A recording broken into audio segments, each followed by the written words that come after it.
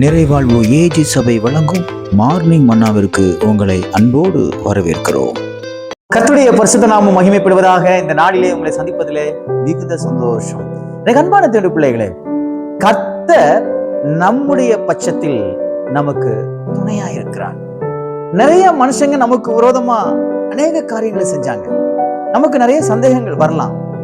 கர்த்தர் என் கூட இருக்காருன்னா அவங்க இந்த காரியங்களை செய்யணும், ஏன் அவங்க எனக்கு விரோதமா இப்படிலாம் செய்யணும், ஏன் அவங்க எனக்கு விரோதமா இப்படிலாம் பேசணும், இப்படிலாம் நடந்துக்கிடணும் அப்படின்னு நீங்க நிறைய கேள்விகளை கேட்கலாம். ஆனா ஒன்று உங்களுக்கு தெரியுமா, எவ்வளவு பேரு என்ன கேள்விகள் கேட்டாலும், என்ன காரியங்கள் செய்தாலும், உங்களுக்கு விரோதமா எவ்வளவு பேசினாலும் அது ஒன்றும் உங்களை சேதப்படுத்தல.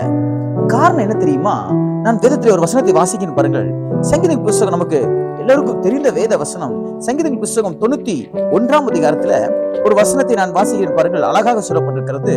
உன் பக்கத்தில் 1000 பேரும், சங்கீதம் 91:7 வசனம் இப்படியாக சொல்லப்பட்டிருக்கிறது. உன் பக்கத்தில் 1000 பேரும் உன் வலது புறத்தில் 10,000 பேர் விழுந்தாலும் அது உன்னை அணுகாது. அதுதான் இன்னைக்கு நடந்துகிட்டு இருக்குது.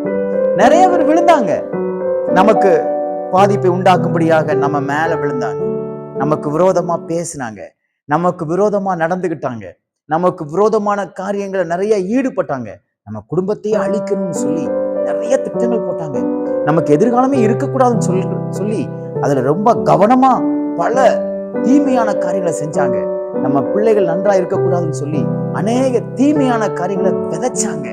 எனக்கு அன்பான தேடு பிள்ளைகளே, அது இதுவரையிலும் ஒன்றும் அணுகாதபடி தேவன் பாதுகாத்துக் கொண்டிருக்கிறார். காரணம் என்ன தெரியுமா?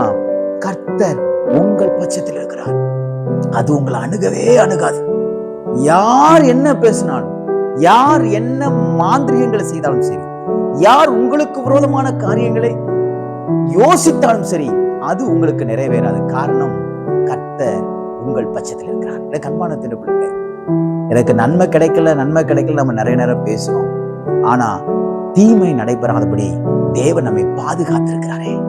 எத்தனை தீமை, எத்தனை அபட்சமான காரியங்கள், எத்தனை நமக்கு விரோதமான மனிதர்கள் எழுப்பினார்கள்.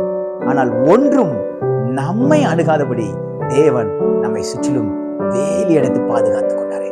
எல்லாருடைய கண்களும் ஆச்சரியப்பட்டது.